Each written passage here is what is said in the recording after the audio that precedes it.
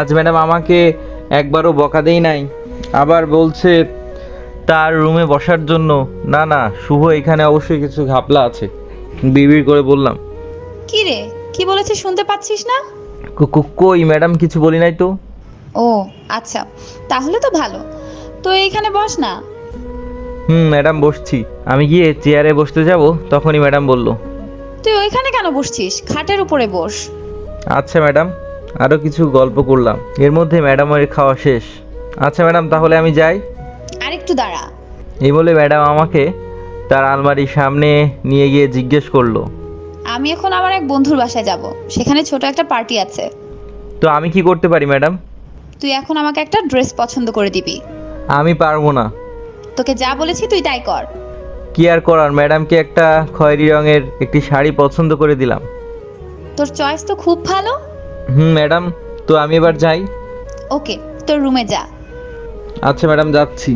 এই বলে আমি রুম থেকে বের হয়ে আমার রুমে গেলাম। কিছুক্ষণ পরে লিজা আমার রুমে আসলো এবং আমাকে জিজ্ঞেস করলো, দেখ তো আমাকে কেমন লাগছে। আমি তো তাকে দেখে আমার চোখ ফেরাতে পারছি না। তাকে অসম্ভব সুন্দর লাগছিল। কি বলবো, ভাষায় খুঁজে পাচ্ছিলাম না। আমি এক কথায় তাকে দেখে আবারও তার প্রেমে পড়ে গেলাম। আমি অবাক দৃষ্টিতে তার দিকে তাকিয়ে আছি। হঠাৎ লিজা বলে উঠল, এই, তুই এভাবে কি দেখছিস? আর আমি তোকে কি জিজ্ঞেস করেছিলাম? কই কি দেখছি? কিছু তো দেখছি না। কিছু দেখলে এত তোতলাচ্ছিস কেন? কই তুতলাচ্ছি? আর আপনি আমাকে কি জিজ্ঞেস করেছিলেন আরেকবার একটু বলবেন প্লিজ? তুই শুনিসনি? সরি ম্যাডাম, শুনি নাই। আমি তোকে জিজ্ঞেস করেছিলাম যে বল তো আমাকে কেমন লাগছে, আর তুই কিনা কথাটাই শুনিসনি। Sorry madam. আচ্ছা, তো এখন বল। আপনাকে পুরো একটা রাজকন্যার মতন লাগছে, হালকা মেকআপ, সাথে লাল কাচের চুড়ি, মাথায় হিজাব পরা। কিন্তু কি কিন্তু? না মানে আপনার ডানাটা কি ঘরে রেখে এসেছেন? মানে? মানেটা হলো আমার সামনে তো একটা পরী দাঁড়িয়ে আছে, কিন্তু আমি তার ডানা দেখতে পাচ্ছি না। যা দুষ্টু। ম্যাডাম সত্যিই খুব সুন্দর লাগছে। ও আচ্ছা, তো তোর জামা কাপড় কই দেখি তো। কেন ম্যাডাম? দেখাতে বলেছি, দেখা। এই যে এইগুলা। লিজা কি জানি খুঁজলো, এরপর বলল, এইগুলো ছাড়া কি আর কিছুই নেই তোর? আছে কিন্তু আনি নাই। বুঝেছি, তাহলে চল। কই যাবো ম্যাডাম? তোকে আসতে বলেছি, আয়। আচ্ছা ম্যাডাম, আসছি। চল তাহলে। ম্যাডাম ড্রেসটা চেঞ্জ করে আসছি। তার দরকার নেই, তুই তাড়াতাড়ি চল, লেট হয়ে যাচ্ছে। চলেন তাহলে ম্যাডাম, মুখটা কালো করে বললাম। চল। আমরা গাড়িতে গিয়ে বসলাম এবং ম্যাডামকে জিজ্ঞেস করলাম, ম্যাডাম কই যাবেন? শপিং মলে চল, কিছু কেনাকাটা আছে। আচ্ছা। 20 মিনিট পর শপিং মলে চলে আসলাম এবং ম্যাডামকে বললাম, ম্যাডাম আপনি যান, আমি গাড়ি পার্কিং করে আসছি। আয়, ভেতরে পাঞ্জাবির সাইডে আসিস। আচ্ছা ম্যাডাম। আমি গিয়ে গাড়ি পার্কিং করে আসলাম। এসে ম্যাডামকে খুঁজতে লাগলাম। কিছুক্ষণ পর ম্যাডামকে পেয়ে গেলাম। ম্যাডাম আমি এসে গেছি। দেখ তো কোনটা পছন্দ হয় তোর। কেন ম্যাডাম? তোকে যা জিজ্ঞেস করেছি সেটার জবাব দে। কেন ম্যাডাম বলবেন তো আগে, আপনি পাঞ্জাবি কেন আর কার জন্য? আমি তো কৈফিয়ত তোকে দিতে পারবো না। এই বলে একটা খয়েরি পাঞ্জাবি আমার দিকে এগিয়ে দিয়ে বলল, এটা ট্রাই করে দেখ। আচ্ছা ম্যাডাম দেখছি, বাট কেন? এখন কিন্তু আমার মাথা গরম হচ্ছে। আমি আর কোনো কথা না বলে পাঞ্জাবিটা পরে নিলাম। এই তো ম্যাডাম আমি পরে এসেছি। কে আপনি? আর আমাকে ম্যাডাম বলে ডাকছেন কেন? ম্যাডাম আমি শুভ, আপনার গাড়ির ড্রাইভার। বিশ্বাস কর, তোকে আজকে পুরোই ফিল্মের হিরো লাগছে। ম্যাডাম আপনিও না। হয়েছে হয়েছে, আর লজ্জা পেতে হবে না। চল তাড়াতাড়ি চল। আমরা আরও কিছু গিফট কিনে বিল কাউন্টারে আসি। লিজা বিল দিয়ে দেয়। এরপর আমি গাড়ি নিয়ে আসি এবং অনুষ্ঠানে আসি। এরপর আমরা একসাথে বাড়ির ভেতরে চলে যাই। তখন সবাই কেন জানি আমাদের দিকে তাকিয়েছিল। আমি কিছুটা আন্দাজ করলাম, হয়তো আমাদের ম্যাচিং ড্রেস দেখে তারা আমাদের দিকে তাকিয়ে আছে। তখন লিজা একটা মেয়েকে জড়িয়ে ধরে বলতে লাগলো, হ্যাপি বার্থডে। এবার বল কেমন সারপ্রাইজ দিলাম। তুই তাহলে আমাকে মিথ্যা কথা বলেছিলি? তা তো বলেছি এমনি, তা না হলে তো আর সারপ্রাইজ হতো না। তো বল কেমন আছিস? যখন তুই বলছিলি আসবি না তখন খুব খারাপ ছিলাম, কিন্তু এখন ভালো আছি। তাই নাকি? চল তোকে একজনের সাথে দেখা করাবো। কার সাথে? আমার দুলা ভাইয়ের সাথে নাকি? জানি না, চল তো। বুঝছি, তুমি তলে তলে দেখি সিএনজি চালাইতেছো। আরে আরে ধুর, তুই কি এখন তার সাথে পরিচয় করবি নাকি এখানেই বকবক করবি? চল তাহলে, আমার দুলা ভাইয়ের সাথে তো পরিচয়টা হওয়া দরকার। এইদিকে আমি একা একা সোফায় বসেছিলাম, তখন আমার খুব ওইটাই চাপ দিয়েছে, ওইটা মানে ওইটার, তাই তাড়াহুড়া করে টয়লেটের দিকে যেতে থাকি। তখনই একটা মেয়ের সাথে সোজা ধাক্কা লাগলো। ধাক্কাটা একটু জোরেই লেগেছিল, যার কারণে মেয়েটা সোজা মাটিতে পড়ে যায়। আমি মেয়েটার দিকে এক নজর দিয়ে সেখান থেকে চলে যাই আমার শান্তির স্থানে, মানে টয়লেটে। আর অন্যদিকে লিজা বলছে, কি রে, পড়ে গেলি কি করে? আরে দোস্ত, একটা ছেলে কোথা থেকে যেন এসে আমায় ধাক্কা দিয়ে ফেলে দিছে এবং কই যেন চলে গেছে। তাকে কি তুই চিনিস? না রে, চিনি না তো, কিন্তু মুখ দেখলে চিনতে পারবো। আর হ্যাঁ, ছেলেটা একটা খয়েরি রঙের পাঞ্জাবি পরেছিল। কি, খয়েরি রঙের পাঞ্জাবি? রে, আর তাকে একবার পাই তার আমি 12টা বাজাবো। আমি একজনকে ডাকছি, দেখ তো সে কি না। আচ্ছা, তাড়াতাড়ি ডাকতে। তখন লিজা আমাকে কল করলো। এদিকে আমি আমার মাত্র কাজটা শেষ করলাম, তখন ফোনটা কেঁপে উঠলো। এখন আবার কে কল করলো? তখন মোবাইলটা বের করে দেখি সামনে লেখা উঠলো মাই কলিজা। ও ম্যাডাম, সে আবার কল করতেছে কেন? তখন কল ধরে কানে ধরলাম। কি রে, তুই কোথায়? ম্যাডাম, এই তো এইদিকে আছি, একটা ইমার্জেন্সি কাজ করলাম আর কি। তো কি ইমার্জেন্সি কাজ ছিল? ম্যাডাম, কোনো সমস্যা? তেমন কিছু না, তুই তাড়াতাড়ি হল রুমে আয়। আসছি, এই বলে হল রুমে চলে গেলাম। গিয়ে দেখি আমি যার সাথে ধাক্কা খেয়েছি তার সাথে লিজাও দাঁড়িয়ে আছে। আমি কিছুটা ভয় নিয়ে তাদের সামনে গিয়ে বললাম, ম্যাডাম আমাকে ডেকেছিলেন? দেখ তো, এই সেই ছেলেটা কি না? এই ছেলেটাই। এইটা বলার দেরি আর আমার গালে থাপ্পড় পড়ার দেরি নাই। আমি তো হতভম্বের মতন ম্যাডামের দিকে তাকিয়ে আছি। তখন লিজা বলল, ছি, আমি তোর থেকে এটা আশা করিনি। অন্তত একটা সরি বলতি, তাহলেই তো হতো। ম্যাডাম আমি ইচ্ছা করে ধাক্কা মারিনি, আর সরি আমাকে থামিয়ে দিয়ে বলল, হয়েছে, আর বলতে হবে না। তোদের মতন ছোট লোকদের আমি চিনি, তোকে এখানে আনাই আমার ভুল হয়েছে। আপনি কি আমার কথা শুনবেন নাকি শুনবেন না?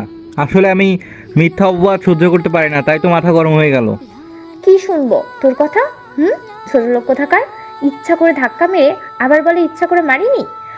আসলে কি সুন্দরী মেয়েদের দেখলেই ধাক্কা মারতে ইচ্ছা হয়, তাই না? এইদিকে জুই যেন কোথা থেকে এসে বলছে, কি হয়েছে রে সুমাইয়া? আর তুই ভাইয়াকে ছোট লোক বলছিস কেন?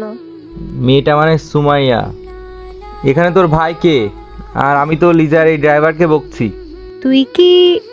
জুই কিছু বলতে যাবে, তখন আমি ওকে চুপ করিয়ে দিয়ে বললাম, আচ্ছা ঠিক আছে, মানলাম আমি ছোট লোক, মানলাম আমি ইচ্ছা করে ধাক্কা দিয়েছি, ওকে ফাইন, ভালো থাকেন।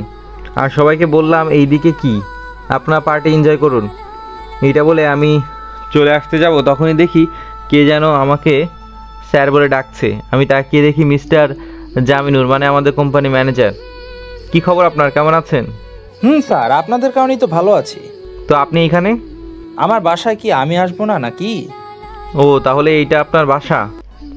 জি স্যার, কিন্তু আপনি এই গরিবের বাসায় কি করেন? এই তো একটু কাজ ছিল তো, তাই আর কি। ও আচ্ছা, তো কিছু খেয়েছেন? ভেতরে চলুন, আমার মেয়ের সাথে আপনার পরিচয় করিয়ে দিই। না, যাব না। না গেলে কিন্তু আমি রাগ করবো। কি আর করার, আমাকে এক প্রকার জোর করে ভেতরে নিয়ে গেল এবং বলল, মা সুমাইয়া, তোকে একজনের সাথে পরিচয় করিয়ে দিব। জি আব্বু, কার সাথে পরিচয় করিয়ে দিবে? এই তো ইনি হলেন গিয়ে। তুই এখানে ছোট লোকের বাচ্চা, তোকে না বলেছি চলে যেতে? আমি তো যেতেই চেয়েছিলাম, কিন্তু আপনার বাবাই তো আমাকে ভেতরে নিয়ে আসলো। তুই বের হ আমাদের বাড়ি থেকে। মানে মিস্টার জামিনুর সুমাইয়ার গালে দুইটা চর বসিয়ে দিয়ে বলল, তুই জানিস নি কে? জানি তো। এই ছোট লোকটা হলো শুভ, আর এই হলো লিজার ড্রাইভার। এই কথা শোনার পর জামিনুর সাহেব আমার দিকে তাকালো। এটা দেখে আমি চলে আসছি। তখন আমাকে আবার ডাক দিল, স্যার স্যার। আমি না শোনা ভান করে গাড়িতে চলে আসলাম এবং বাসায় চলে আসলাম। অন্যদিকে জামিনুর সাহেব তার মেয়েকে বকছে আর বলছে, তুই স্যারকে কি করে চিনোস, আর তুই তার সাথে এত খারাপ ব্যবহার করছস কেন? বাবা, তুমি এই ছোট লোকটাকে স্যার বলছো কেন? প্রথমে তুই আমার প্রশ্নের উত্তর দে। আসলে বাবা, এই ছোট লোকটা হচ্ছে আমার বান্ধবী লিজা, নবীর সরকারের মেয়ের গাড়ির ড্রাইভার। আজ তারা পার্টিতে এসেছে। সকলে পার্টিতে এনজয় করছিল। তখন কোথা থেকে যেন এই ছোট লোকটা এসে আমাকে ধাক্কা মারে এবং আমি ফ্লোরে পড়ে ব্যথা পাই। এরপর তাকে খুব বকা দিয়ে আমাদের বাড়ি থেকে চলে যেতে বলি এবং সে চলেও যায়। এরপর তুমি আবার এই ছোট লোকটাকে ঘরে নিয়ে আসো। তুই কাকে ছোট লোক বলছিস? তখন লিজা বলল, কাকে আবার কি বলবে? আমার ড্রাইভারকে বলছে। আসলে সে একটা ছোট লোক। আপনি কি জানেন তার আসল পরিচয়টা কি? কি তার আসল পরিচয়? তালুকদার গ্রুপ এবং কোম্পানির নাম শুনেছেন কখনো? শুনেছি তো। সেটা বাংলাদেশের সেরা কোম্পানি। তো সেই কোম্পানির নতুন মালিককে কি কখনো দেখেছেন? না তো। আর সেটার সাথে ওর সম্পর্ক কি? সম্পর্ক আছে। কি সম্পর্ক আছে? ও কি আগে নতুন মালিকের ড্রাইভার ছিল? তা হতে যাবে কেন? তাহলে? আপনারা যাকে ছোট লোক বলেছেন সেই ছোট লোকই হচ্ছে তালুকদার গ্রুপ অফ কোম্পানির মালিক। কি কি সব পাগলের মতো বকছেন? ও মালিক হতে যাবে কেন? তখন মেঘা আর জুই বলল, কারণটা আমরা বলি। বল। কারণ ও তোকে খুব ভালোবাসে তাই। কি বলছিস তুই? ঠিকই বলছি। এরপর আমার সব কাহিনী বলে, আমি কে, আমি কি করে এখানে এসেছি, কেন এত অপমান সহ্য করেছি। এইসব শোনার পর লিজা কেঁদে দিয়ে বলল, আমি এটা কি করেছি? নিজের ভালোবাসার মানুষকে এতটা কষ্ট দিয়েছি। এখন কেঁদে কি হবে? তুই পারলে তাকে কল কর এবং তাকে সরি বল, যদি সে তোকে ক্ষমা করে। তাই করি। লিজা তার ফোনটা বের করে দেখে তার ফোনে একটা মেসেজ, এবং মেসেজটা আর কেউ দেয় নাই, দিয়েছে শুভ। মেসেজে লেখা ছিল, কি মিস লিজা, আমার পরিচয়টা তাহলে জেনে গেলেন, আর হয়তো এটাও জেনে গেছেন কেন আমি আপনার বাড়িতে ড্রাইভার সেজেছিলাম। ঠিকই, আমি খুব ভালোবাসতাম আপনাকে, ভেবেছিলাম আপনিও আমাকে ভালোবাসবেন, আমার টাকা বা সম্পত্তিকে নয়, কিন্তু আমি ভুল ছিলাম। আমি সবসময় আপনার অবহেলার পাত্র ছিলাম এবং এখনও আছি। হয়তো এখন আপনি বলবেন আপনিও আমাকে ভালোবাসেন, কিন্তু সেটা সত্যিকারের ভালোবাসা হবে না, কারণ এখন আমার কাছে টাকা আছে। আচ্ছা সরি এতগুলা কথা বলার জন্য, যদি কোনো ভুল করে থাকি মাফ করে দিবেন। আর সুমাইয়াকে বলবেন আমি তাকে ইচ্ছা করে ধাক্কা দেই নাই। আর হ্যাঁ, আপনি আর কখনো আমার সাথে কোনো যোগাযোগ রাখবেন না। আশা করি ভালো থাকবেন। ইতি ছোট লোক। লিজা এটার পড়ার পর থেকে তার হাত থেকে মোবাইলটা পড়ে যায় আর সে কিছুক্ষণ পর অজ্ঞান হয়ে যায়। আর এইদিকে আমি বাসায় চলে এসে জোরে জোরে কলিং বেল বাজাতে থাকি। তখন আম্মু দরজা খুলে দেয় আর বলে, কি রে তুই এখানে?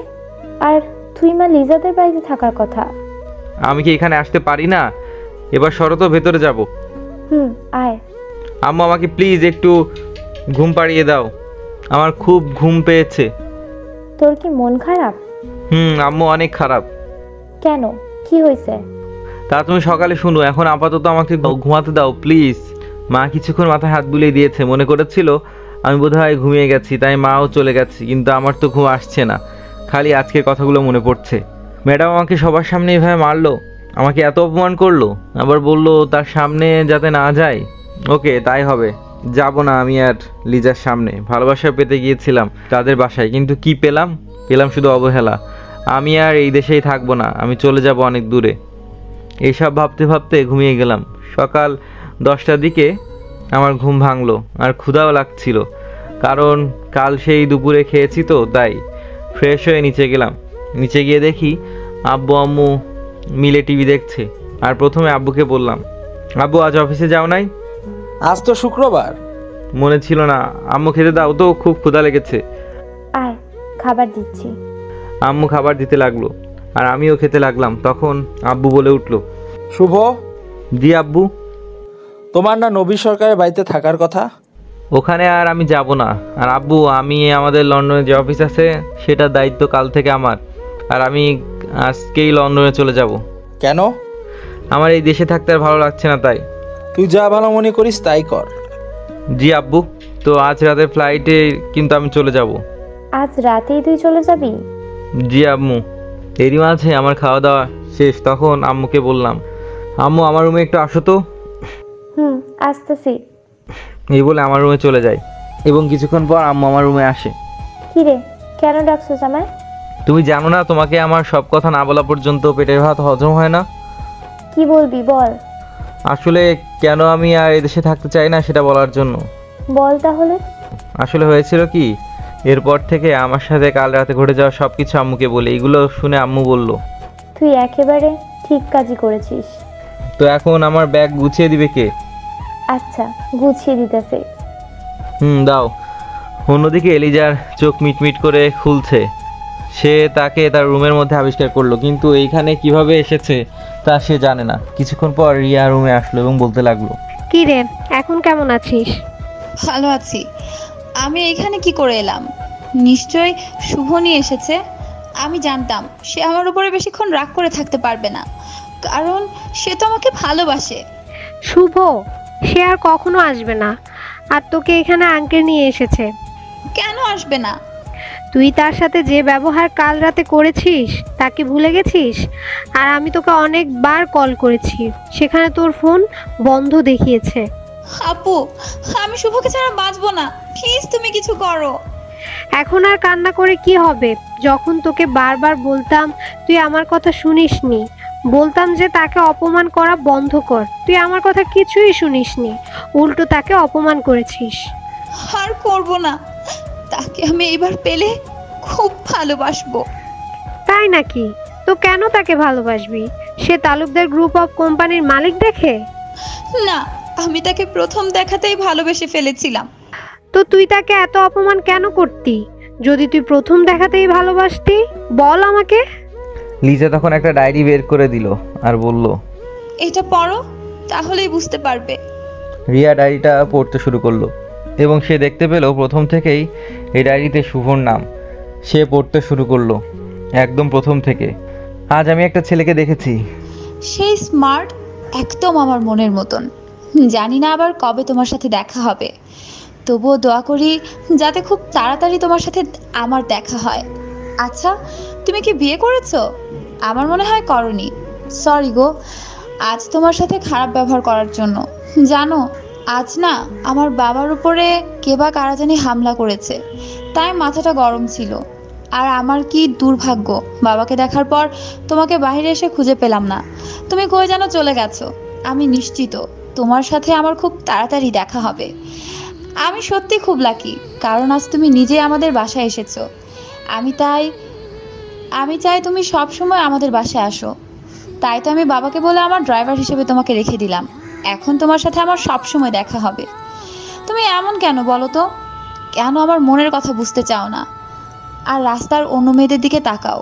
হ্যাঁ, আজকেও তাকিয়েছো, তাই বলে তো তোমাকে খুব বকলাম। প্লিজ আর এমন করো না। রিয়ার সাথে এত কথা কিসের?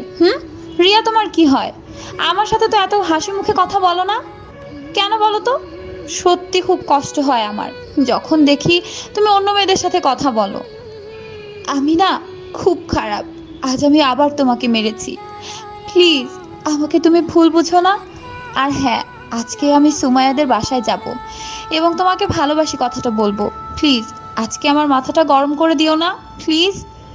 আরও অনেক কিছু লেখা ছিল, এত কিছু লেখা সম্ভব না। রিয়া এগুলা পড়েই লিজার দিকে তাকালো, দেখে লিজা কান্না করছে। যখন সুমাইয়া বলল ওকে ধাক্কা মেরে সরি বলেনি, তখন আমার খুব খারাপ লেগেছিল এবং মাথাটাও গরম হয়ে গিয়েছিল, তাই আমি ওকে চড় মেরেছিলাম কালকে। তার মানে সত্যিই তুই শুভকে ভালোবাসিস? খুব বেশি। তাহলে কাল সকালে আমরা শুভদের বাড়িতে গিয়ে সব খুলে বলবো। আচ্ছা। এইদিকে শুভ রেডি হয়ে বেরিয়ে পড়লো লন্ডনের উদ্দেশ্যে। আর তার শেষ কথা, গুড বাই বাংলাদেশ। দুপুরে লন্ডন এয়ারপোর্টে ল্যান্ড করলাম। ওখানকার সমস্ত কাজ শেষ করে বাহিরে আসলাম। এসে দেখি দুলাভাই ও আমার বোন দাঁড়িয়ে আছে। আর আমার পিচ্চি রাজকন্যাটা আমাকে দেখে অনেক খুশি হয়েছে বোধহয়। তাদের কাছে যেতেই পিচ্চিটা বলে উঠলো, মামা, তোমার সাথে আমার কোনো কথা নাই, তুমি পচা। আমি মিমকে কোলে নিয়ে বললাম, তার মানে পিচ্চি বুড়িটা আমার উপর রাগ করেছে? আর তোমার সাথে হারি, আমাকে কুল থেকে নামাও। তা তো নামাবো না, আগে আমার শাস্তিটা শুনিয়ে দাও। তোমার শাস্তি হলো তুমি আমাকে এতগুলো চকলেট কিনে দিবা। এই কথা শুনে দুলাভাই বলল, মামুনি এখন মামার কোল থেকে নামো, মামা অনেক ক্লান্ত।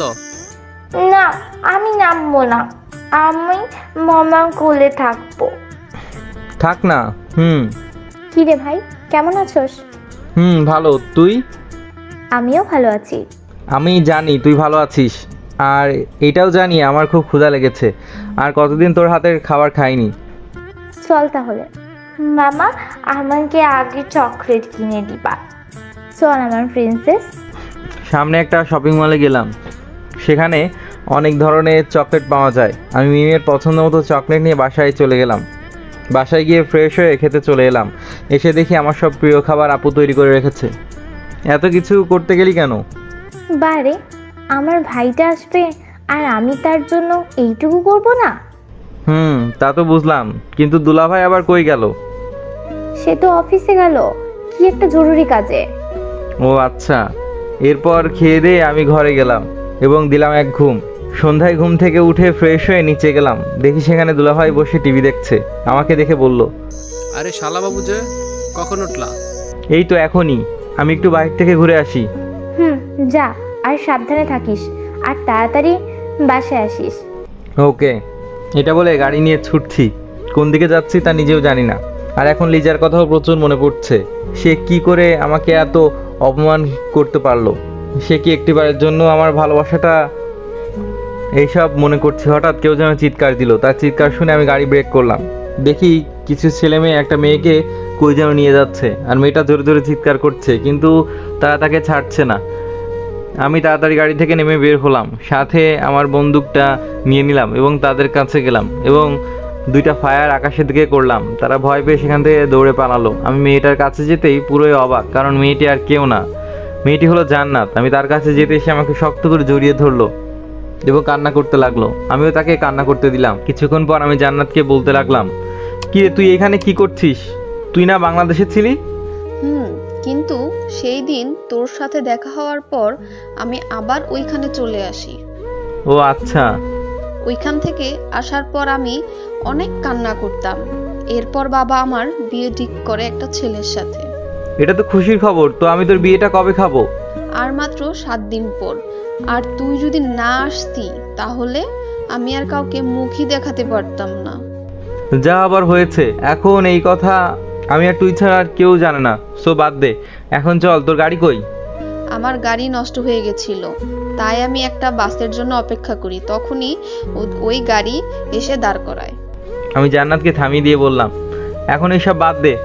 আমি কি তোর কাছ থেকে কিছু জানতে চেয়েছি? চাইনি তো। এখন আমার গাড়িতে বস, তোকে তোদের বাড়িতে নামিয়ে দিয়ে আসি। এরপর আমি আর জান্নাত গাড়িতে বসেছি। আমি গাড়ি চালিয়ে জান্নাতের বাড়িতে এসে জান্নাতকে নামিয়ে দিয়ে আমি আমার বাসায় চলে আসলাম। এরপর ফ্রেশ হয়ে খাবার খেয়ে দিলাম এক ঘুম। সকালে আমার প্রিন্সেসটার ডাকে আমার ঘুম ভাঙলো। মামা, মামা, ও তো অফিসে যাবে না? আমি আরেকটু ঘুমাই। না মামা, আর ঘুমানো যাবে না। কেন? কারণ তোমার অফিসে দেরি হয়ে গেছে। এই বলে আমার গায়ে এক গ্লাস পানি ঢেলে দিয়ে দিল এক দৌড়। কি আর করার, আমিও ফ্রেশ হয়ে রেডি হয়ে নিচে গেলাম। এরপর নাস্তা করে আমার ভাগ্নিটাকে 2টা পাপড়ি দিয়ে অফিসে চলে গেলাম। দুলাভাই আগে অফিসে চলে গেল, তাই আমি একাই অফিসে চলে আসলাম। তাড়াহুড়ো করে অফিসে ভেতরে ঢুকতেই একটা মেয়ের সাথে ধাক্কা খেলাম। আমি উঠে মেয়েটাকেও উঠালাম এবং তাকে সরি বলতে যাবো, তখনই আমি আমার গালে ব্যথা অনুভব করলাম। মানে আমাকে একটা থাপ্পড় মারলো। আমি মেয়েটির দিকে তাকিয়ে যা বুঝলাম তা হলো মেয়েটি বাংলাদেশি, আর আমি আগে কখনো তাকে দেখিনি। এই যে আপনার সমস্যাটা কি শুনি? আপনি আমাকে ধাক্কা দিলেন কেন? সরি, আসলে তাড়াহুড়োয় আপনাকে দেখতে পাইনি। দেখতে পাননি না ছাই, আসলে সুন্দরী মেয়েদের দেখলে ধাক্কা মারতে ইচ্ছে হয়, তাই না? আসলে ব্যাপারটা সেই রকম না। দেখতে তো ভালো ঘরেরই মনে হচ্ছে। আপনি কি আমাকে চিনেন? কে আপনি? নিশ্চয়ই ইন্টারভিউ দিতে এসেছেন। আপনি কি করে জানলেন? বুঝছি। তো এত লেট করে কেন আসলেন? এটা কি আপনার বাবার অফিস যে আপনি লেট করে আসবেন? তাই একটু পরে বুঝতে পারবেন। বিড়বিড় করে কি বললেন? কই কি বললাম? কিছু বলিনি তো। আর আপনি কি এই অফিসে কোনো পদে কাজ করেন? আমি হলাম এই অফিসের নতুন মালিক, শুভ স্যারের পিএ, মিস সোনিয়া। তো আপনার শুভ স্যার কি ভেতরে আছে? আপনার সাথে এত কথা বলতে পারবো না, আপনি এখন ওইখানে গিয়ে অপেক্ষা করুন। আচ্ছা। এটা বলে হাসতে হাসতে ভেতরে চলে গেলাম। প্রথমে দুলাভাইয়ের কেবিনে গেলাম, এরপর দুলাভাই আমাকে নিয়ে আমার কেবিনে যেতে লাগলো। তখন আবার সোনিয়ার সাথে দেখা। সে দুলাভাইয়ের সাথে কথা বলছিল। স্যার জানেন, আজ কেনা একটা বেয়াদব আমাদের অফিসে এসেছে চাকরি নিতে। আপনি তাকে একদমই চাকরি দিবেন না, প্লিজ স্যার। আচ্ছা, তা না হয় বুঝলাম, তো সে তোমার কি এমন করেছে যে তাকে চাকরিতে নেওয়া যাবে না? সে আমাকে বিরক্ত করেছে। তো কে সে? আজ তার একদিন কি আমার একদিন? তখন আমি বললাম, ভাইয়া তাহলে আমি চলে যাই। তুই আবার কই যাবি? তখন সোনিয়া আমাকে দেখেই বলে উঠলো, আপনি এখানে কি করেন? ওর অফিসে ও আসবে না তো কে আসবে শুনি? আর তোমরা কি একে অপরকে চিনো? না মানে, হ্যাঁ মানে ওনার কথাই তো আপনাকে বলছিলাম আমি। বলছি কি হয়েছে। এরপরে সোনিয়ার সাথে যা ঘটেছে তা বললাম। দুলাভাই আমার কথা শুনে হাসছে, আর সোনিয়া তো লজ্জায় লাল হয়ে ওখান থেকে চলে গেল, আর আমি আমার কেবিনে চলে আসলাম। কিছুক্ষণ পর সোনিয়া এসে বলতে শুরু করলো, স্যার আসতে পারি? আসেন। সরি স্যার, আসলে আমি বুঝতে পারিনি। It's okay. স্যার একটা কথা বলি? বলো। আপনাকে দেখতে আমার একদম মেজো ভাইয়ের মতো। তো আপনাকে কি আমি ভাইয়া বলে ডাকতে পারি? আচ্ছা রাখিও। এরপর কাজ করে বাসায় এসে ফ্রেশ হয়ে খাবার খেলাম এবং আব্বুকে কল করলাম। রিং হচ্ছে। কিরে, কেমন আছিস? ভালো, তুমি? আমিও ভালো আছি। আম্মু কেমন আছে? ভালো আছে। তো তোর অফিসের প্রথম দিন কেমন কাটালি? আব্বু খুব ভালো। আম্মু কই? এরপর আম্মুর সাথে কথা বলে দিলাম এক ঘুম। এরকমভাবেই আমাদের দিন কাটছিল। লিজার কথা প্রচুর মনে পড়তো। কি আর করার, যাকে খুব করে ভালোবাসি তাকে তো কখনো ভোলা যায় না। এইদিকে সোনিয়ার সাথেও খুব ভালো বন্ধুত্ব হয়ে যায়। আমি ওকে আপুনি বলে ডাকি, আর ও আমাকে ভাইয়া বলে ডাকে। দেখতে দেখতে আরও প্রায় 6টা মাস কেটে যায়। আজ আমি আবার বাংলাদেশে যাব, খুব গুরুত্বপূর্ণ কাজে, তাই এয়ারপোর্টে বসে আছি। আমি আর সোনিয়াই শুধু যাচ্ছি। কিছুক্ষণ পর বিমানে উঠলাম, আর 8 ঘন্টা পর বাংলাদেশে বিমান ল্যান্ড করলো। এরপর বাইরে এসে দেখি আব্বু আমাকে নিতে এসেছে। আমিও বাসায় চলে গেলাম। ফ্রেশ হয়ে খেতে বসলাম। তখন আম্মু বলে উঠলো, কি রে, ওইখানে কি ঠিক মতো খাস না নাকি? খাই তো। তো শুকিয়ে গেছস কেন? আম্মু আমায় খেতে দাও তো, কতদিন তোমার হাতে রান্না খাইনি। আর আপুনিকেও দিও। না আন্টি, আমার লাগলে আমি নিয়ে নেব, আমাকে কিছু দিতে হবে না। তা বলবো কি হবে। কিরে, কেমন দিনকাল কাটাচ্ছিস ওখানে? খুব ভালো। তোমরা তো আমাকে ছাড়া ভালোই আছো। তোকে ছাড়া কি ভালো থাকা যায়? ও আচ্ছা, খেয়ে দে, রেস্ট নে, কাল সকালে কিন্তু মিটিং আছে। আব্বু রেডি থাকবো। এরপর খেয়ে দিয়ে একটু রেস্ট নিলাম। এরপর আড্ডা দিতে বের হলাম। রাতে এসে সোজা ঘুমের দেশে পাড়ি জমালাম। খুব সকালে ঘুম থেকে উঠেছি, তাই ভাবলাম একটু জগিংয়ে যাই। যে ভাবা সে কাজ। জগিংয়ে বের হয়ে দেখি অনেক বন্ধুরাও আছে। আমার আর জগিংটা হলো না। সবাই মিলে খুব করে আড্ডা দিতে লাগলাম। তখনই কে জানি কল করেছে। ফোন বের করে দেখি বাবা কল দিয়েছে। হ্যাঁ বাবা, বলো। কই তুই? মিটিং এর কথা কি ভুলে গেছিস? ও শিট। বাবা, আমি 5 মিনিটে আসছি। এই বলে তাড়াতাড়ি বাসায় চলে আসলাম। এরপর ফ্রেশ হয়ে খাবার খেয়ে আমি আর সোনিয়া মিলে অফিসে গেলাম। গিয়ে দেখি অলরেডি মিটিং শুরু হয়ে গেছে। এরপর আমি ভেতরে গেলাম। ওখানে গিয়ে দেখি আমার সামনে ও বসে আছে, মানে লিজা বসে আছে। আমাকে দেখেই কিছু বলতে যাবে তার আগে আমি বলে উঠলাম, আপনাকে দাঁড়াতে হবে না মিস লিজা, আপনি বসুন। লিজা কিছু না বলে বসে পড়লো। আমি আবার বলতে শুরু করলাম, গুড মর্নিং এভরিওয়ান, সকলে কেমন আছেন? সবাই বলল ভালো। তো আমরা মিটিং শুরু করি। এরপর মিটিং শেষ হওয়ার পর লিজা আমার কাছে এসে বলতে লাগলো, কেমন আছো? তুই থেকে তুমি করে সম্ভব? আমাকে কি ক্ষমা করা যায় না? না। এই বলে আমি চলে আসলাম। কি আর হবে, তার সাথে এত মায়া বাড়িয়ে। এখন তো আমার টাকা দেখে আমাকে ভালোবাসতে আসছে, তাকে আমার জীবনে আর কোনো দরকার নেই।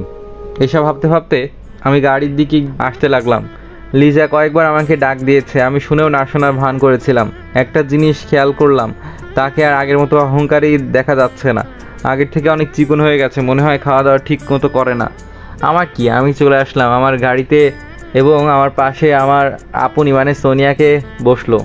এবার বাসায় গিয়ে খেয়ে দিয়ে রেস্ট নিচ্ছিলাম। তখন সোনিয়া এসে বলল, ভাইয়া একটা কথা বলবো, রাখবেন? বলো। রাখার মতো হলে রাখবো। ভাইয়া আসলে আমি আগে কখনো বাংলাদেশে আসিনি, যদি আপনি আমাকে একটু ঘুরতে নিয়ে যেতেন। আচ্ছা তুমি তৈরি হও, আমি রেডি হয়ে আসছি। এই বলে আমিও রেডি হতে চলে গেলাম। কিছুক্ষণ পর আমরা রওনা দিলাম দিয়াবাড়ির উদ্দেশ্যে। এই জায়গাটা আমার খুব পছন্দের। ওখানে গিয়ে দেখি অনেকটা পরিবর্তন করে ফেলেছে জায়গাটা। আমি সোনিয়াকে উদ্দেশ্য করে বললাম, দেখো তো জায়গাটা কেমন? খুব ভালো। চল ওই দিকটাই চল, তোকে ফুচকা খাওয়াবো। সত্যি? আর ওইখানকার ফুচকা খুব মজা হয়। এরপর আমি আর সোনিয়া একটা দোকানে বসে ফুচকা অর্ডার করলাম। দোকানদারটা আমার পরিচিত, তাই দোকানদার বলল, কি মামা, আজ এতদিন পর আসলেন? মামা হয়েছে কি, আমি না লন্ডনে চলে যাচ্ছি তো তাই, আর এখানে একটা কাজে এসেছি। ও আচ্ছা। এরপর ফুচকা এনে দিল। আমি ঝালটা বেশি খাই বলে আমারটাই ঝাল একটু বেশিই দিয়েছে, কিন্তু ওয়েটার ভুল করে আমারটা সানিয়াকে দিয়ে দিয়েছে আর সানিয়ারটা আমাকে। আর আমারটায় ঝাল কম হওয়াতে আমি দোকানিকে বললাম, কি মামা আমারটা ঝাল কম দিলা কেন? কই মামা, বেশি করেই তো দিয়েছি। আমি আর দোকানি কথা বলছি, তখন একটা চিৎকারের আওয়াজ শুনতে পেলাম, আর চিৎকারটা আর কেউ না, সোনিয়াই দিচ্ছে। উফ, ঝাল, পানি। আমি তো সোনিয়ার অবস্থা দেখে হাসি আটকাতে পারলাম না। নিয়ে পানি খা। সোনিয়া এক নিঃশ্বাসে সব পানি খেয়ে ফেললো, তবুও যেন তার ঝাল শেষ হচ্ছে না। আমি তার কাহিনীগুলো দেখছি আর হাসছি। কিছুক্ষণ পর দেখলাম সোনিয়া একটু শান্ত হলো, মনে হয় তার ঝালের প্রভাবটা কমেছে। খাওয়ার পর্ব শেষ করে আমি আর সোনিয়া ওখানে আরও কিছুক্ষণ ঘোরাঘুরি করে শপিং মলে গেলাম। ওখানে কিছু কাজ ছিল আর সোনিয়াও কিছু জিনিসপত্র কিনলো, আমিও তার সাথে ছিলাম। দেখতে পেলাম লিজা এখানে আছে, আর আমাকে দেখে দৌড়ে আমার কাছে আসলো এবং আমাকে বলতে লাগলো, আমার কথাটা তো একটু শুনবে।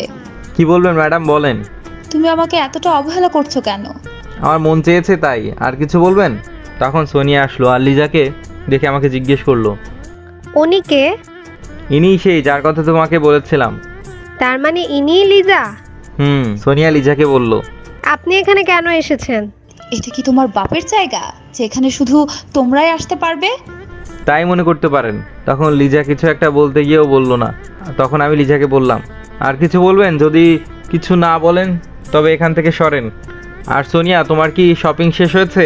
না হলে চলো তো, এখানে থাকলে আমার মাথা গরম হয়ে যাবে। কথাটা লিজাকে একটু শুনিয়ে বললাম যাতে সে কিছুটা রেগে যায়। আসলে অনেকদিন তার রাগান্বিত চেহারাটা দেখি নাই। রাগলে তাকে পুরাই লাল গোল টমেটোর মতো লাগে। আমার কথা শুনে লিজা সত্যি অনেক রাগ করেছে আর সোনিয়াকে বলল, এই মেয়ে, তুমি কে শুনি? আর শুভকে তুমি তুমি করে বলছো কেন? কারণ আমি তাকে ভালোবাসি। ঠিক বলেছি না? সোনিয়াকে চোখ মেরে হ্যাঁ বলতে বললাম। আমার কথা শুনে লিজা যেন আকাশ থেকে পড়লো এবং অঝোর ধারায় কান্না করতে লাগলো। আমি যেহেতু লিজার কান্না সহ্য করতে পারি না, তাই আমি ওখান থেকে বাসায় চলে আসলাম। এসে সোজা ফ্রেশ হয়ে বিছানায় শুয়ে পড়লাম। ঠিক তখনই একটা নাম্বার থেকে কল আসলো। হ্যালো, কে? আমি রিয়া। কেমন আছো রাজ? ওরফে শুভ। আমি ভালো, তুই? তো নতুন বিয়ে কবে করলি? একবারও তো বললি না। এতটা পর বানিয়ে দিলি আমাকে। আমি আবার বিয়ে করলাম কবে? তো আজ শপিং মলে তোর সাথে কে ছিল? আচ্ছা, তুই এখন কই আছিস? একটা কাজে। কালকে বাংলাদেশে এসেছি, 2 দিন থেকে আবার চলে যাব। ও আচ্ছা, তো কালকে কি আমরা দেখা করতে পারি? কখন করবি বল? কাল সকালবেলা। আচ্ছা। তো গুড নাইট। কথা বলার পর আমি ঘুমিয়ে গেলাম। সকালে অ্যালার্মের শব্দে ঘুম ভাঙলো। এরপর ফ্রেশ হয়ে নাস্তা করে আমি আর সোনিয়া মিলে রিয়ার সাথে দেখা করতে চলে গেলাম। আমাকে আর সোনিয়াকে দেখে রিয়া বলে উঠলো, কি রে, বউকে নিয়ে দেখি তো খুব সুখে আছিস। বউটা আবার কে? আমি তো এখনো বিয়েই করিনি। বিয়ে যদি না করিস তাহলে ওই মেয়েটা কে? এ হলো মিস সোনিয়া, আমার পিএ, আর আমরা ভাই বোনের মতো। কালকে যে লিজাকে অন্য কথা বলেছিলি? আমি তো বলেছি আমি ওকে ভালোবাসি। তুই কি বল, বোনকে কি ভালোবাসা যায় না? ও, এইবার বুঝলাম। এরপর রিয়া সোনিয়াকে বলতে লাগলো, সরি, আসলে আমি বুঝতে পারিনি। কোনো সমস্যা নাই। তুমি কেমন আছো? ভালো আছি। তুমি? আমিও ভালো। এরপর রিয়া একটা ডায়েরি আমার দিকে এগিয়ে দিয়ে বলল, এইটা লিজার ডায়েরি। তো আমি কি করতে পারি? এটা তুই পড়লে বুঝতে পারবি। আচ্ছা। আমরা কিছুক্ষণ কথাবার্তা বললাম, এরপর সোজা অনেক মজা করলাম। সন্ধ্যায় বাসায় আসলাম। আজকে ফ্লাইটে আবার লন্ডন চলে যাব, তাই ব্যাগটা গুছিয়ে নিলাম। তখন হঠাৎ ডায়েরিটার কথা মনে পড়লো, তাই লিজার ডায়েরিটা পড়তে শুরু করলাম। আপনারা তো আগে ডায়েরিতে কি লেখা আছে তা পড়েছেন, তাই আর এখন পড়লাম না।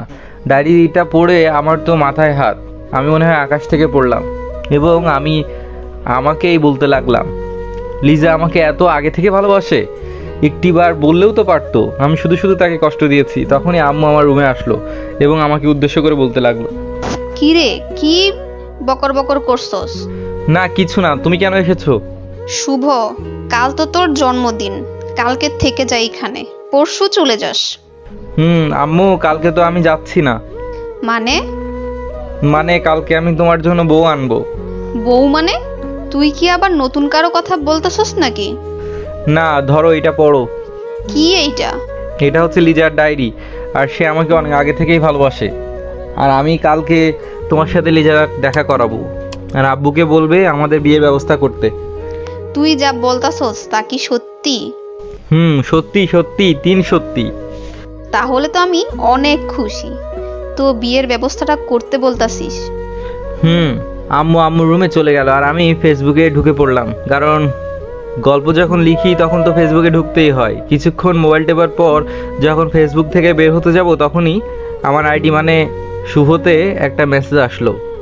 দেখি যে আইডিটা আমার পরিচিত, আমাদের প্রায় টুকটাক কথা হতো। সে আমাকে বেশ কয়েকবার প্রপোজ করেছে, বাট আমি বারবার তাকে বুঝিয়েছি আমি একজনকে ভালোবাসি আর আমি তাকেই বিয়ে করব। দেখি তো আজ আবার আমাকে কি মেসেজ করেছে। প্লিজ আপনার ফোন নাম্বারটা দিন, খুব দরকার আছে। আমি রিপ্লাই করলাম, কি দরকার? অনেক দরকার আছে। আগে দরকারটা বলেন, পরে দিচ্ছি। ফোনে বলা যাবে না। আচ্ছা আপনার নাম্বারটা দেন, আমি আপনাকে কল করছি। 0130। এই নাম্বারটা দেখে তো আমার মাথায় আকাশ ভেঙে পড়লো। নাম্বারটা আর কারো না, নাম্বারটা হচ্ছে লিজার। আর লিজা আমাকে এতদিন ধরে আই লাভ ইউ বলে আসছে, আর আমি এখনও তা বুঝতেও পারলাম না। হায় রে আমার কপাল। যাই হোক, এখন দেখি কি দরকারে কল দিতে বলছে।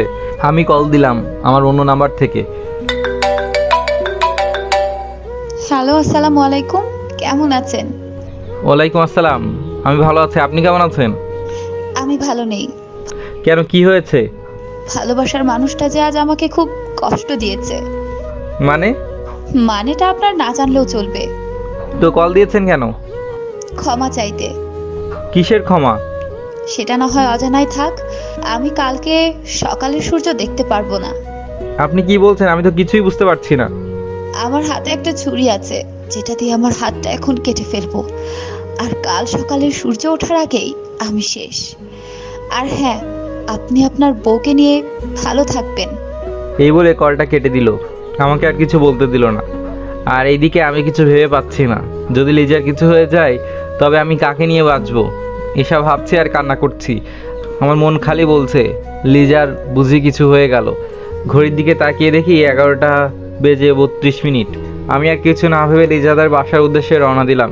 আমি গাড়ি চালাচ্ছি আর কান্না করছি, নিজেকে আজ অনেক অপরাধী মনে হচ্ছে। আর এইদিকে রাস্তাও যেন আর শেষ হচ্ছে না। পুরা 30 মিনিট পর লিজাদের বাসায় এসে পৌঁছালাম। মানে তখন ঘড়িতে দেখি 12টা 3 মিনিট। আমি কলিং বেল বাজাতে লাগলাম, তখনই রিয়া এসে দরজা খুলে দিল আর বলতে লাগলো, আরে তুই এত রাতে এখানে কি করছিস? লিজা কই? লিজা তো তার রুমে। আমি এক দৌড়ে তার রুমে এসে দেখি লাইট নিভানো, সে খাটের এক কোণে বসে আছে। আমি লিজাকে কিছু বলতে যাব, তখনই ঘরে লাইটটা জ্বলে উঠলো, আর লিজা বলতে লিজা আর রিয়া একসাথে বলতে লাগলো, হ্যাপি বার্থডে টু ইউ। আমি তো তাদের কথা শুনে পুরাই অবাক। তখনই লিজা আমার কাছে এসে বলতে লাগলো, শুভ জন্মদিন। তোমার মাথায় কি কোনো কমন সেন্স নেই? তুমি জানো কতটা টেনশনে ছিলাম? ওভাবে না বললে কি তুমি এখন আসতে? কখনোই আসতে না। নাও এবার কেক কাটো, আমার কিন্তু খুব ক্ষুধা লেগেছে। আমি কাটবো না। কেন কাটবে না? তোমার উপর থেকে রাগ এখনো কমেনি তাই। তো আমি কি কাজ করলে জানাবে রাগটা কমবে? জানি না। বুঝেছি। তো তোমার কেক কাটার কোনো ইচ্ছে নেই, তাই তো?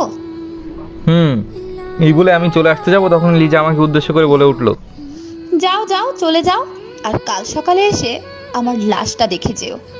এই কথা শোনার পর আমি আর আমাকে সামলাতে পারলাম না। আমি গিয়ে ঠাস ঠাস করে 2টা থাপ্পড় লিজার গায়ে বসিয়ে দিলাম, আর বললাম, তোর মরার এত শখ কেন? মরতে চাস তাই না? তুই মরে গেলে আমি কি নিয়ে থাকবো? লিজার গালে থাপ্পড়টা খুব জোরেই লেগেছে, কারণ ঠোঁট কেটে রক্ত বের হচ্ছে। তখন সে কান্না মাখা গলায় বলল, তুমি যদি চলে যাও তবে বেঁচে থেকে কি লাভ? খুব ভালোবাসি যে তোমাকে, প্লিজ আমাকে মাফ করে দাও। একটা শর্তে মাফ করতে পারি আমি। কি শর্তে? আমি তোমার সব শর্তে রাজি আছি। তোমার ওই গোলাপি ঠোঁটের মিষ্টি যদি আমাকে খাওয়াও তবে মাফ করতে পারি। যা দুষ্টু। তখনই রিয়া কাশি দিয়ে বলতে লাগলো, এইখানে কিন্তু আরেকজন লোক আছে। আমি তো রিয়ার কথা শুনে লজ্জায় পুরা লাল, নীল, হলুদ, সবুজ, গোলাপি সব হয়ে গেলাম। তখন রিয়া আবার বলতে লাগলো, থাক বাবা, আর লজ্জা পেতে হবে না। এরপর লিজা গিয়ে আঙ্কেলকে ডেকে আনলো। এরপর সবাই মিলে কেক কাটলাম। খাওয়া শেষে আমি চলে আসতে যাব, তখন লিজা বলে উঠলো, তুমি কি তোমার ওই রুমটায় ঘুমাও, কালকে না হয় বাসায় যাবে। বাবা লিজা ঠিক কথা বলেছে, এই সময় বাসা যাওয়াটা ঠিক হবে না, তুমি বরং আজ রাতে এখানেই থেকে যাও। আমি আর কোনো কথা না বলে এখানে থেকে গেলাম। এরপর রুমে গিয়ে দিলাম এক ঘুম।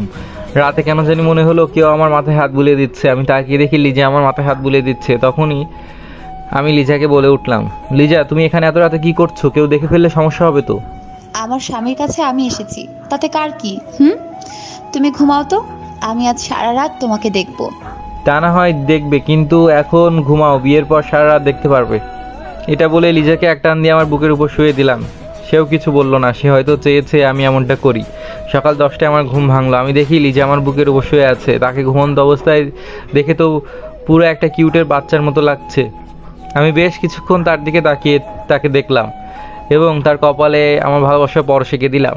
তখনই মহারানী ঘুম থেকে উঠে গেল এবং আমাকে বলতে লাগলো, এই যে মিস্টার শুভ, বিয়ের আগে এসব কি? দুষ্টু কোথাকার। যা হবে সব বিয়ের পর হবে, এখন তাড়াতাড়ি ঘুম থেকে ওঠো।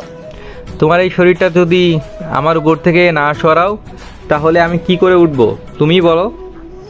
ও সরি সরি সরি সরি, আমি এখনই সরছি। এত সরি আমি কই রাখবো?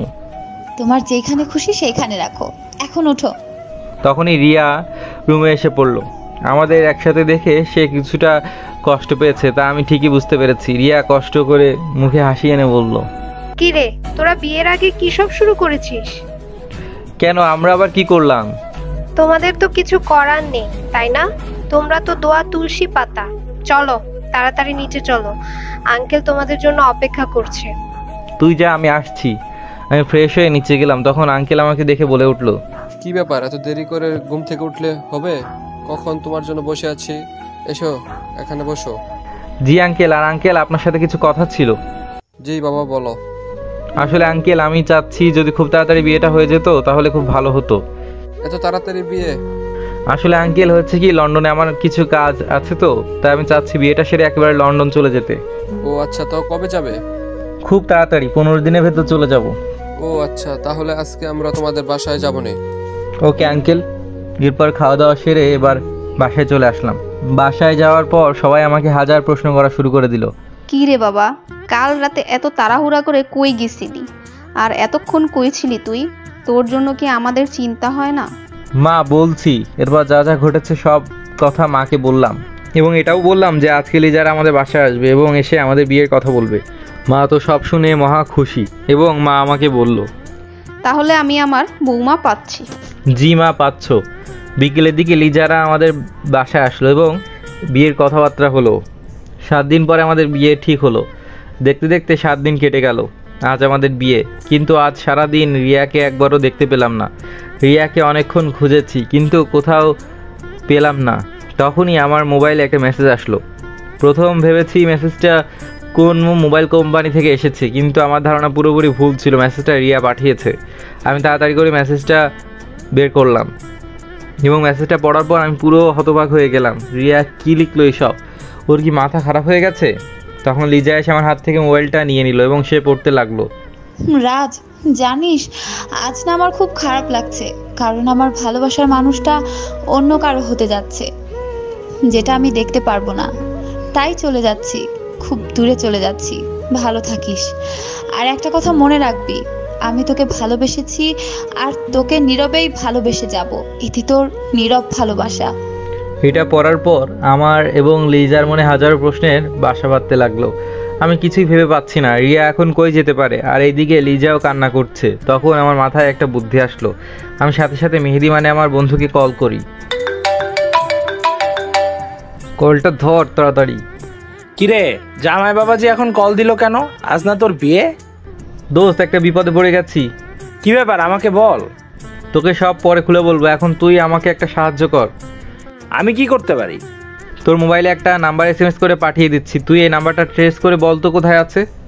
ওকে দে। তখন আমি রিয়ার নাম্বারটা মেহেদিকে SMS করে পাঠিয়ে দিলাম। কিছুক্ষণ পর মেহেদি আবার কল দিল এবং বলল, দোস্ত এই নাম্বারটা লোকেশন এয়ারপোর্টে দেখাচ্ছে। তুই শিওর তো? 100%। ধন্যবাদ দোস্ত। পরে কথা হবে। এই বলে আমি কলটা কেটে দিলাম এবং আমি আর লিজা মিলে এয়ারপোর্টের দিকে রওনা দিলাম। আমাদের মনে নানান ধরনের প্রশ্ন ঘুরপাক খাচ্ছে।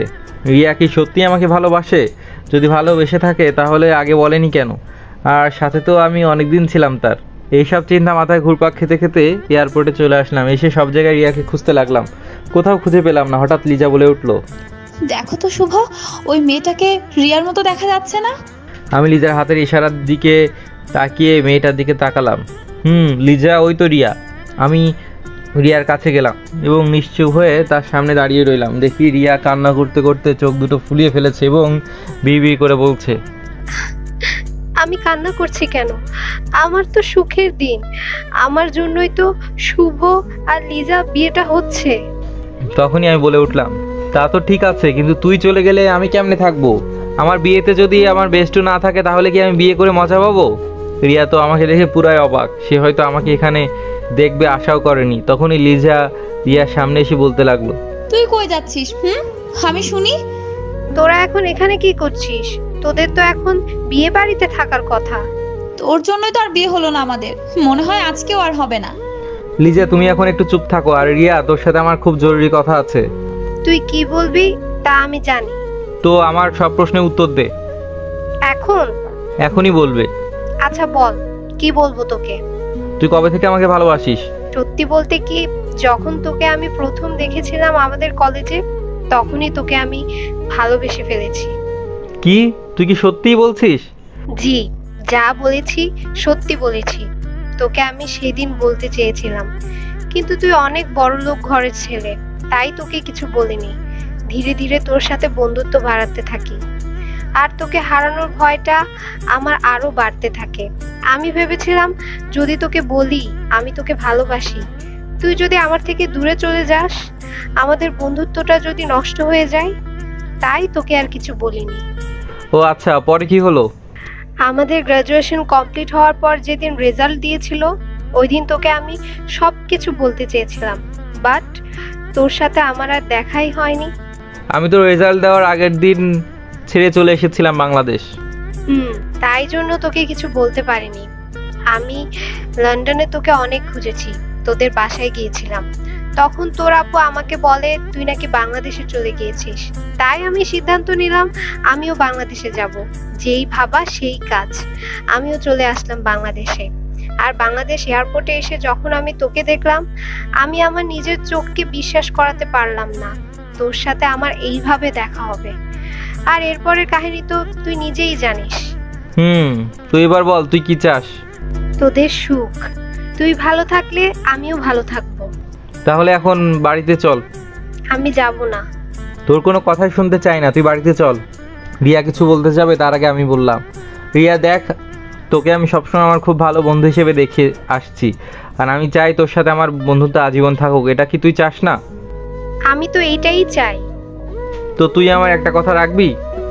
কি বল? তো তুই এখন বাড়িতে চল, আঙ্কেল তোর জন্য অপেক্ষা করছে এবং চিন্তা করছে। আচ্ছা চল।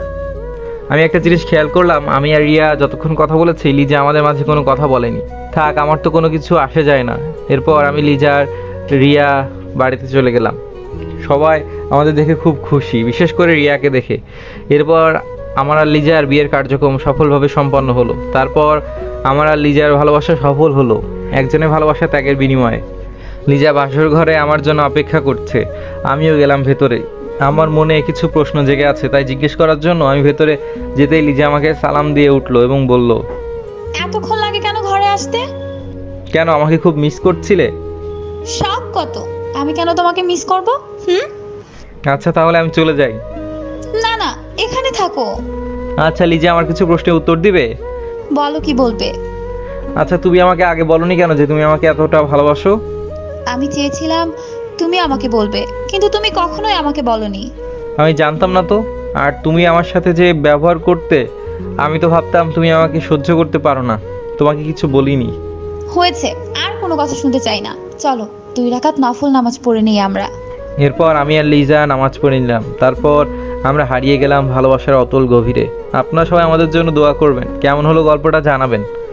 সবাইকে ধন্যবাদ আমাদের গল্প শুনে পাশে থাকার জন্য, এবং আশা করি এভাবে পাশে থাকবেন।